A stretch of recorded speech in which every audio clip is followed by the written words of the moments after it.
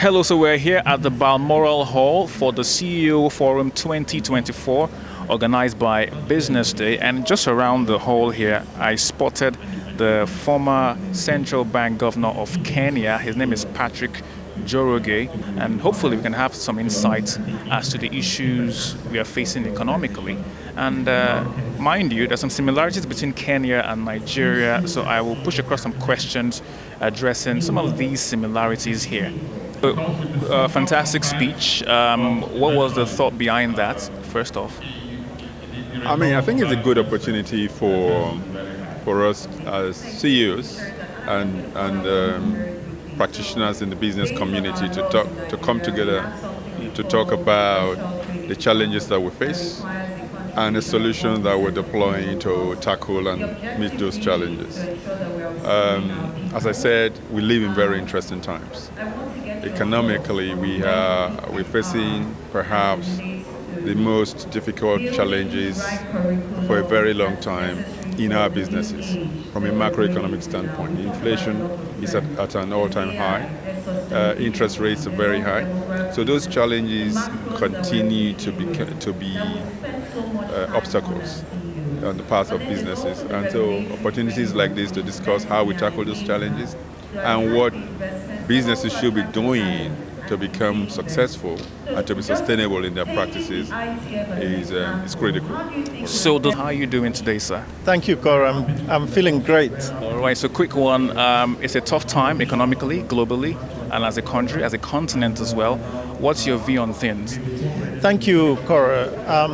I'm delighted to be here, attending this CEO forum organized by Business Day, which really is an occasion for us to look at the things that the difficulties, the mega trends that are coming through that we need to sort of adjust to if we are to succeed. And I think the conversations have been excellent. It's also an occasion to network. So I think on the whole, I would say that the conference has been very, very successful. Okay, so if you were to put in an advice across to CEOs, investors at this point in time, and if you were to plant a seed of knowledge into their minds, what would that be? I think the first thing is vision. There are difficulties, but you need to have vision. So think of the example I gave in one of the discussions was those people that sailed the oceans years ago, in tiny little boats, really. They weren't huge cruise things. They were tiny, with very little in terms of navigation equipment, etc. And they succeeded. Why did they set out? Because they had a vision of what they wanted to do. Yeah, maybe to get some products from another part of the world, etc. So I think that's the first thing. We cannot shrink in the face of the difficulties that we have. Secondly, to know that we have what it takes to navigate those things. So for instance, the issue of CEOs appreciating that they have the wherewithal, in terms of the staff that they have, in terms of the technologies that they have. I mean, that is in some sense sufficient to overcome the difficulties, and they have to figure out how to, to bring those things together. But I think it's also nice to know that others are going through the same difficulties as you, so you don't feel that you are in some sense exactly. So I think that's why this conversation has been very useful, and I think the CEOs will do very well. Okay, so one more thing. I mean, Kenya is a beautiful country, and well done on all you've done so far. I mean, many similarities. It's a country filled with a thriving youth workforce, just like we have here in Nigeria. I mean, in terms of GDP per capita, I think a lot of similarities between Kenya and Nigeria. Considering the policies in place, were you at some point faced with similarities in Kenya? And looking at what we're having now, what's your level of confidence? Okay. Now, the countries, it's true there are similarities, but there are also differences. For instance, Nigeria is heavily dependent on oil, let's say. In terms of resources, we don't have oil. we have a lot more, at least in terms of the sectors that are developed. We have tourism, which is much more developed than here, etc. So there is similarities but differences. But I think at the same time we've also had differences in terms of the macroeconomic difficulties that we have. You are facing, for instance, very high inflation. You are facing some transitions, for instance, in terms of making monetary policy, etc. We went through that many years ago, like 20 years ago. So in some sense, we are ahead of Nigeria in that space. But I don't think there's something to say that we are proud of. Why? Because it's a marathon. This is also another point of difference. Nigeria is more into the sprints and things like that, and also soccer. We are less into soccer and more into marathons, right? And other long-distance sports. And also rugby. We are in that space. We hear about that a lot. So I think the point I'm making is that there are those differences, and we should also see that this is a long-term project. MV Nigeria is a long-term project. MV Kenya is a long-term project. MV Africa is a long-term project. And there are certain resources that you have, the people. We need to benefit from the huge population increase that we are going to have, the youth, etc. And also benefiting from technologies. Our people are into IT. So I think that's why we're having this conversation. Okay, so in terms of small-scale businesses now, do you think it's a good time to begin to push and become more industrious, or do you think people should wait it out and see what the future has in store? I don't think we should ever wait out for something. You should always start something, even though small. There's no such thing as the optimal time. You'll never know. Only in the benefit of hindsight will you know whether things worked or not. And even if it doesn't work, you learn something from it. So my encouragement, I encourage all entrepreneurs to actually go out there and do stuff. Start small. Unfortunately, there's this sense that we have to start something and then become a unicorn right away. Or we have to have raise funds, Series A, B, C, whatever. Those are the wrong metrics of success. The right metrics of success is really how much effort you stick to it and what are the products, what is the acceptability, what problems are you resolving. All right, thank you so much, Mr. Latrick Joroge. That you've said, and my mind is just expanding. Now, there are so many people who may not be aware of this. I want to know what your office is doing to ensure that this information is passed across to the average Nigerian who is seeking ways out of this economic hardship? We currently have an online platform. It's called the Nexa Academy. It's the first of its kind. It's a non-oil export academy where information, ideas, and business tips are given to exporters free of charge.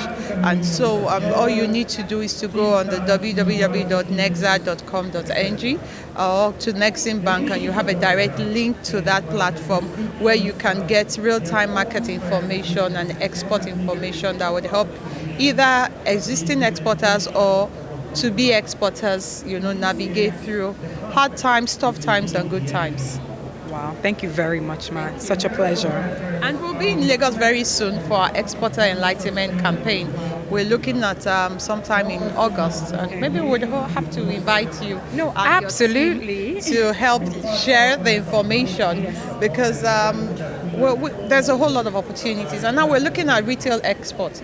Retail export will require us having a Naija Baba platform where Nigerians can actually sell any of their goods that is, certified and verified to be authentic on the platform to the world. And so you don't need to have a big shop, you don't need to have a big factory. If you're making Nigeria and you can only make 5, you put it on that platform, and that 5 definitely will get to any destination in the world where someone needs it. And so very soon, I'm sure from the outing we'll be having in August, we'll be launching the Nigeria Baba platform for young Nigerians to actually participate in the exports. And it will interest you to know that we also have a product for young people. It's called the Women and Youth Export Development Facility. You do not need to get your father's houses or grandparents' collaterals like it's being described. This particular product has actually addressed some of these constraints young people have in accessing finance. And the interest rate is at a single digit, 9%. And so this is like music to yes, my ears. you need to hear more. So this is just one or two, incentives we have to support young people in the export space, and also get them through our matching. We do a matching program, matchmaking program where we match young wannabe exporters or young exporters to already existing big exporting companies, so they could learn the trade and they could get more information on how they can grow their business for sustainability, because that's the key word. Absolutely. Yeah. All right, so we have Mr. Abdul Jabbar Umar, who is the Kano Commissioner for Land and Physical Planning, of course, Kano State. Good afternoon, sir. Hi, good afternoon. Lovely to have you here. Thank you very much. So we are at the CEO Forum that is organized by Business Day, and we're just talking about leadership in the tough economic times. I want to know, taking a look at what's going on in Nigeria, coming from your office, what is being put in place to ensure that we are navigating this entire process? So I guess your question is specifically related to my position as a commissioner for land. So like you rightly said, it's really a tough time.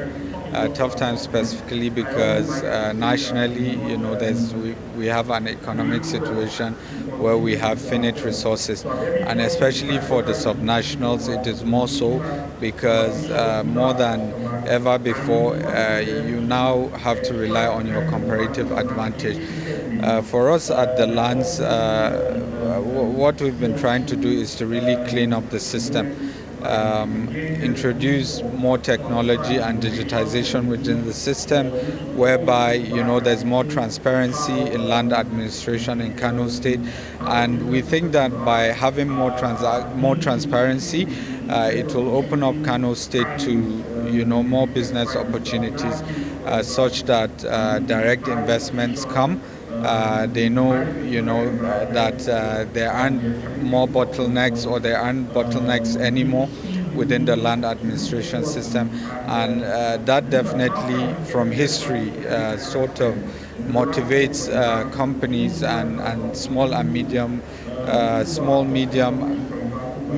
and small industries to come forward, seek for land, and do their necessary transactions, knowing that the system is cleaned up and secured.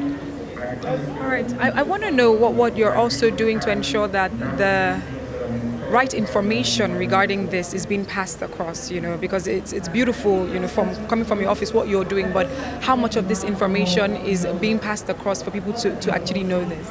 Well, we're making effort. There's definitely room for improvement, and that is why, we come out of our comfort zones to take time out to come to places like these, to let the world know what the administration of His Excellency Alhaji Abba Kabir Yusuf is doing, and the giant strides he's been making across sectors, not just in land and urban development, which is related to the physical planning bit of my role.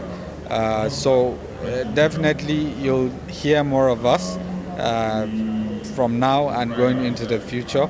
We'll make a lot of noise because we're having impact as a government, and Nigeria needs to know, the world needs to know.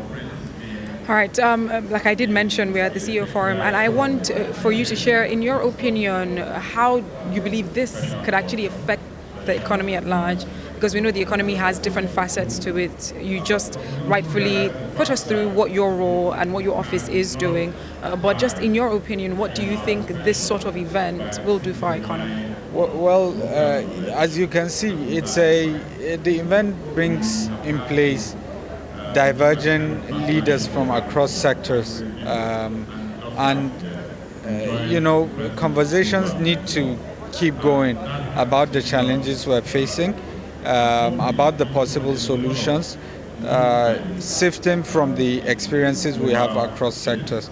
So the flip side is when we don't have programs or events such as these, ideas aren't shared, challenges aren't shown, and collective solutions aren't proffered. So it means we won't get the best of collective minds or alignment of thoughts. But like I said, events like these provide the veritable platforms where like minds connect and proffer collective solutions. And the divergence or the diversity rather of the thoughts and solutions that come forth definitely provide better solutions for governments, for people and communities, rather than individual thoughts and solutions from individual experiences. Thank you so much. And I can assure you that they will make different decisions from the ones they would have made if they had not listened to the central bank governor this afternoon. So without any question, these annual forum that we hold, they're very invaluable to the CEOs, to investors, and other business leaders who seek to do well in a time of very challenging, of many challenges that we face. He said he understands the need for the balance between growth and between fighting inflation. And he was clear. He said this will not remain with us forever. So from his response, we all now must begin to look forward to a time when there will be a pause in increase in monetary policy rate, and perhaps a time will come when that rate begins to go down. Because the governor said that in 2 months or 3 months, that the annual month-on-month rate of increase in inflation had actually fallen by 50%. That's a huge point. And I think that was a great statistics. And for me, as a journalist who's looking for signals, I think that's a great signal to look at to say, well, I think we can begin to look forward to a time of lower interest rates in Nigeria.